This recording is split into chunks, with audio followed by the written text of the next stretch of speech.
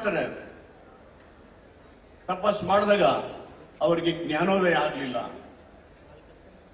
ಅದಕ್ಕೆ ಬದಲಾಗಿ ಅವರಿಗೆ ಮನಸ್ಸಿಗೆ ಶಾಂತಿ ಸಿಕ್ತು.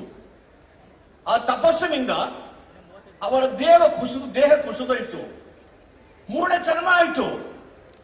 ಆಗ ಅವ್ರಿಗನಿಸ್ತು ಉತ್ಕೃಷ್ಟ ಮಾರ್ಗ ಕಠಿಣ ಮಾರ್ಗವನ್ನು ಬಿಟ್ಟು ಮಧ್ಯ ಮಾರ್ಗದಲ್ಲಿ ನಡೆಯುತ್ತ ಸುನೀತಾ ಅನ್ನೋರ ಕೈಯಲ್ಲಿ ಪಾಯಸದ ಹಾಲನ್ನು ಕುಡಿದು ಮತ್ತೆ ಅವರು ಜ್ಞಾನಾರ್ಜನೆ ಮಾಡ್ತಾರೆ. 80 ವರ್ಷಗಳ ಕಾಲ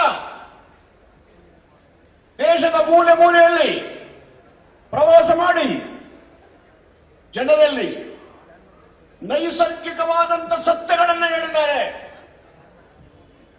ಬೇರೆ ಧರ್ಮದ ಸಂಸ್ಥಾಪಕರಂತೆ ಕಥೆಗಳನ್ನ, ಸುಳ್ಳನ್ನ, ಸೃಷ್ಟಿಯನ್ನ ಅವರು ಮಾಡಲಿಕ್ಕೆ ಹೋಗಲಿಲ್ಲ. ಪ್ರಪಂಚದ ಶ್ರೇಷ್ಠ ವಿಜ್ಞಾನಿ ಆಲ್ಬರ್ಟ್ ಐನ್ಸ್ಟೀನ್ ಹೇಳ್ತಾರೆ, ನಾನು ಇಲ್ಲಿಯ ತನಕ ಯಾವ ಧರ್ಮಕ್ಕೂ ಸೇರಿದವನಲ್ಲ. ಧರ್ಮ ಅಂತ ಸೇರಿದ್ರೆ ಅದು ಬೌದ್ಧ ಧರ್ಮವನ್ನ ಮಾತ್ರ ಅಂತ ಹೇಳ್ತಾರೆ. Albert Einstein was a great scientist in the world. Ambedkar ಅವರು ನಮಗೆ 2 ಸಂವಿಧಾನವನ್ನು ಕೊಟ್ಟಿದ್ದಾರೆ. ಒಂದು ರಾಜಕೀಯ ಸಂವಿಧಾನ, ಮತ್ತೊಂದು ಸಾಂಸ್ಕೃತಿಕ ಸಂವಿಧಾನ.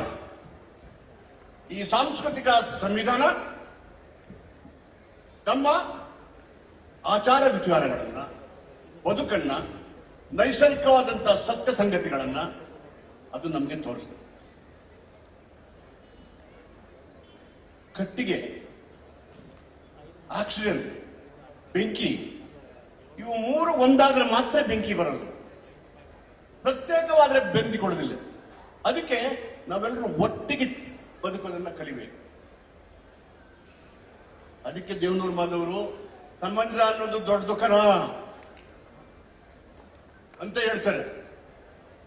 ಅಂದ್ರೆ ನಮ್ಮ ಜೀವನದ ಎಲ್ಲ ಕೋಶಗಳು ಒಗ್ಗಟ್ಟಾಗಿ, ನರನಾಡಿಗಳು ಒಟ್ಟಾಗಿ ನಮ್ಮ ಜೀವನದ ಪ್ರಕ್ರಿಯೆಗಳು ಯಶಸ್ವಿಯಾಗಿ ನಡೀಬೇಕಾದಂತ ರೀತಿಯಲ್ಲಿ ಕೆಲಸ ಮಾಡಬೇಕು ಅನ್ನೋದು ಬುದ್ಧನ ಸಿದ್ಧಾಂತಗಳು. ಬಾಬಾ ಸಾಹೇಬ್ ಅಂಬೇಡ್ಕರ್ ಅವರು ಕಷ್ಟಪಟ್ಟು ನಮಗೋಸ್ಕರ ವಿಮೋಚನೆಗಾಗಿ ತನ್ನ ಜೀವನವನ್ನೇ ಮುಡುಪಾಗಿಟ್ಟು ಇಂದು ಅವರನ್ನ ರಾಷ್ಟ್ರವ್ಯಾಪ್ತಿ ನೆನೀತಾ ಇದ್ದೇವೆ, ಪ್ರಪಂಚದಲ್ಲಿ ನೆನೀತಾ ಇದ್ದೇವೆ. ವಿಶ್ವಸಂಸ್ಥೆಯಲ್ಲಿ 100 ದೇಶಗಳು ಸೇರಿ ಅವರ ಜನ್ಮ ದಿನಾಚರಣೆಯನ್ನು ಮಾಡ್ತಾ ಇದ್ದಾರೆ. ಯಾವ ರಾಷ್ಟ್ರೀಯ ನಾಯಕರಿಗೂ ವಿಶ್ವಸಂಸ್ಥೆ ಮಾಡಲಿಲ್ಲ, ಅಂಬೇಡ್ಕರ್ ಮಾತ್ರ ಮಾಡಿದ್ದಾರೆ. 2 ಮಾತನ್ನು ಹೇಳಿದ್ದಾರೆ ಅವರ ಮಧ್ಯದಲ್ಲಿ. ಅಂಬೇಡ್ಕರ್ ಜಯಂತಿ ಅಂದ್ರೆ ವರ್ಲ್ಡ್ ನಾಲೆಡ್ಜ್ ಡೇ, ವಿಶ್ವದ ಜ್ಞಾನದ ದಿನ ಅಂತ ಹೇಳಿದ್ದಾರೆ. ಮತ್ತೆ ವಿಶ್ವಸಂಸ್ಥೆ ಹೇಳಿದೆ, we have to come back in equality. We have to come back in equality and to mark the goal of sustainable development. ಅಸಮಾನತೆಯನ್ನು ತೊಡೆದು ಸಮ ಸಮಾಜದ ನಿರ್ಮಾಣದ ಗೋಲಿನ ಕಡೆಗೆ ನಮ್ಮ ಆಡಳಿತಾತ್ಮಕ ನಿರ್ಧಾರಗಳು ಇರಬೇಕು ಅಂತ ಹೇಳಿ ವಿಶ್ವಸಂಸ್ಥೆ ಹೇಳಿದೆ ಅಂಬೇಡ್ಕರ್ನ ಸಂವಿಧಾನವನ್ನು ಕುರಿತು. ನಮಗೆ ಏನ್ ಬಂದಿದೆ ದಾಡಿ? ಇನ್ನು ನಾವು ದೇವಸ್ಥಾನದಿಂದ ಹೊರಗಡೆನೇ ಇರಬೇಕು, ಸಾರ್ವಜನಿಕ ಜೀವನದಿಂದ ಆಚೆ ಕೂತಿರ್ಬೇಕು. ನಾವು ಎಷ್ಟೇ ಬುದ್ಧಿವಂತರಿದ್ರು 2ನೇ ದರ್ಜೆಯ ಪ್ರಜೆಗಳಾಗಿ ಬ್ರಾಹ್ಮಣ್ಯದ ಸೇವೆ ಮಾಡಲಿಕ್ಕೆ ಮೀಸಲಾಗಿದೆ ಅಂತಕ್ಕಂಥ ಭಾವನೆಗಳನ್ನ ಮೆಟ್ಟಿ ನಿಂತು ವಿ ಆರ್ ಸೆಕೆಂಡ್ ಟು ನನ್, ನಾವು ಯಾರಿಗೂ ಕಡಿಮೆ ಇಲ್ಲ, 2ನೇ ದರ್ಜೆಯ ಪ್ರಜೆಗಳಲ್ಲ ಅನ್ನುವ ಸ್ವಾಭಿಮಾನವನ್ನ ತುಂಬತಕ್ಕಂಥದ್ದು ಅತ್ಯಂತ ಅವಶ್ಯಕ. ಭಾರತ ದೇಶದಲ್ಲಿ 2 ಸ್ವಾತಂತ್ರ್ಯಗಳನ್ನ ನಾವು ನೋಡಬಹುದು. ಒಂದು 1818 ಜನವರಿ 1 ಭೀಮಾ ಕೋರೆಗಾಂವ್ ಯುದ್ಧ. It's a real freedom movement for Dalits in the history of the country. ಇನ್ನೊಂದು 1956ನೇ ಇಸ್ವಿನಲ್ಲಿ ಅಕ್ಟೋಬರ್ 14 ಬಾಬಾ ಸಾಹೇಬರು ತಮ್ಮ ಅನುಯಾಯಿಗಳು 10 ಲಕ್ಷ ಅನುಯಾಯಿಗಳ ಜೊತೆಗೆ ಬೌದ್ಧ ಧರ್ಮವನ್ನು ಸೇರಿದ್ದಾರೆ. ಅಂದ್ರೆ ಏನರ್ಥ? ನಾವು ಎಡೆಬಿಡಂಗಿಯಾಗಿದ್ದೇವೆ. ಈ ಕಡೆ ಮೂಢನಂಬಿಕೆನೂ ಮಾಡ್ತೇವೆ, ಬುದ್ಧನ ವೈಜ್ಞಾನಿಕಕ್ಕೂ ಅಟೆಂಡ್ ಆಗ್ತೀವಿ. Whether you should practice superstitious belief or you should go for enlightenment. ನೀವು ತೀರ್ಮಾನ ಮಾಡಬೇಕು. ನಮ್ಮ ಮುಕ್ತಿ ಎಲ್ಲಿದೆ ಅಂತ ಹೇಳಿದ್ರೆ ಬಾಬಾ ಸಾಹೇಬ್ ಅಂಬೇಡ್ಕರ್ ನಮಗೆ ನಾವು ಯಾವ ಮಾರ್ಗದಲ್ಲಿ ಹೋಗ್ಬೇಕು ಅಂತ ಹೇಳಿದ್ದಾರೆ.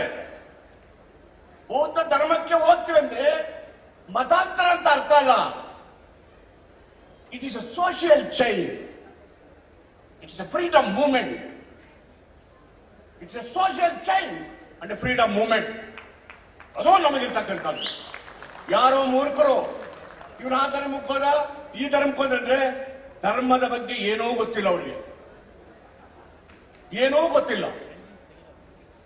ನಮಗೆ ಹಕ್ಕನ್ನು ಕೊಟ್ಟಿದ್ದಾರೆ, ಚಾಯ್ಸ್ ಕೊಟ್ಟಿದ್ದಾರೆ. ಹಕ್ಕು ಮತ್ತು ಮೂಲಭೂತ ಹಕ್ಕುಗಳು ಯಾರಿಗೂ ಗೊತ್ತಿರಲಿಲ್ಲ. ನಾನು ನಮ್ಮ ಮುಖ್ಯಮಂತ್ರಿಗಳ ಜೊತೆಲಿ ಚರ್ಚೆ ಮಾಡಿದೆ. ಶಾಲಾ ಕಾಲೇಜು ವಿಶ್ವವಿದ್ಯಾಲಯಗಳಲ್ಲಿ ನಮ್ಮ ದಲಿತ ಸಂಘಟನೆಗಳು ಮತ್ತು ಬಿಎಸ್ಪಿ ನನ್ನ ಯುವಕರು ವಿದ್ಯಾವಂತರು ಅಂಬೇಡ್ಕರ್ ವಿಚಾರಗಳನ್ನು ಬಿಟ್ರೆ ಯಾರೂ ಮಾತಾಡ್ತಾ ಇಲ್ಲ.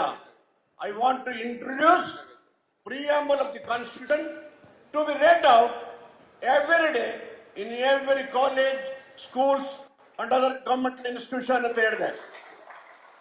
ಸಿದ್ದರಾಮಯ್ಯ ಏನು ಮಾತಾಡಿಲ್ಲ. Tomorrow bring it to the cabinet ಅಂತ ಹೇಳಿದ್ರು. ಮಾಡ್ರಿ ಇದನ್ನ ಮೊದಲು ನನ್ನ ಚೀಫ್ ಮಿನಿಸ್ಟರ್ ಚೇಂಬರ್ಗೆ ಹಾಕೋ ಪ್ರಿಯಂಬಲ್ ಹಾಕೋ. ಎಲ್ಲರೂ ಮಾತಾಡ್ತಾರೆ. ಸ್ವಾಮೀಜಿಗಳಿಂದ ಹಿಡಿದು ಎಲ್ಲೂ ಪ್ರಿಯಾಂಬಲ್ ಅಂಬೇಡ್ಕರ್ ಸಂವಿಧಾನ ಹೇಳ್ತಾ ಇದ್ದಾರೆ. ನಾವು ವಾರಸುದಾರರು. Preamble, constitution awareness, democracy, human chain, ಈ ತೀರ್ಮಾನಗಳನ್ನ ಅಂಬೇಡ್ಕರ್ ಮತ್ತು ಬಿದ್ದನ ವೈಚಾರಿಕ ವಿಚಾರಗಳನ್ನು ಬಲಸೊಡಿಸಲು ಸರ್ಕಾರದ ನಿರ್ಧಾರ, ಸಿದ್ದರಾಮಯ್ಯನವರ ನಿರ್ಧಾರ, ಎಚ್ ಸಿ ಮಹದೇವಪ್ಪ ನಿರ್ಧಾರ, ಪರಮೇಶ್ವರ್ ಜಾರಕಿಹೊಳಿ ಅವರ ನಿರ್ಧಾರ. 100 ವರ್ಷ ಆಯ್ತು ಗಾಂಧೀಜಿಯವರು ಬೆಳಗಾಂನಲ್ಲಿ ಕಾಂಗ್ರೆಸ್ ಅಧ್ಯಕ್ಷರಾಗಿ, ಮಲ್ಲಿಕಾರ್ಜುನ್ ಖರ್ಗೆ ಅವರು, ರಾಹುಲ್ ಗಾಂಧಿ ಅವರು, ಸಿದ್ದರಾಮಯ್ಯನವರು, ಡಿ ಕೆ ಶಿವಕುಮಾರ್ ಎಲ್ಲ CWC ಮೀಟಿಂಗ್ ಮಾಡಿದ್ವಿ. CWC what decision they took? ಜೈ ಬಾಪು, ಜೈ ಭೀಮ್, ಜೈ ಕಾನ್ಸ್ಟಿಟ್ಯೂಷನ್. ಎಂತ ಸ್ಲೋಗನ್ ಕೊಟ್ಟಿದ್ದಾರೆ ನಮಗೆ, ಎಂತ ಸ್ಲೋಗನ್ ಕೊಟ್ಟಿದ್ದಾರೆ ನಮ್ಮ ಹೋರಾಟನ ಬಲಪಡಿಸೋದಿಕ್ಕೆ. ಇನ್ನು ಎಷ್ಟು ದಿನ ನಾವು 2ನೇ ದರ್ಜೆ ಪ್ರಜೆಗಳಾಗಿ ಬದುಕಬೇಕು? ಅದಕ್ಕೆ ಬಂಧುಗಳೇ, ಯಾವ ಸಮುದಾಯಕ್ಕೆ ನಾಯಕತ್ವ ಇರೋದಿಲ್ಲೋ ಆ ಸಮುದಾಯ ಅನಾಥ ಆಗುತ್ತೆ ಅಂತ ಬಾಬಾ ಸಾಹೇಬ್ ಅಂಬೇಡ್ಕರ್ ಹೇಳಿದ್ದಾರೆ.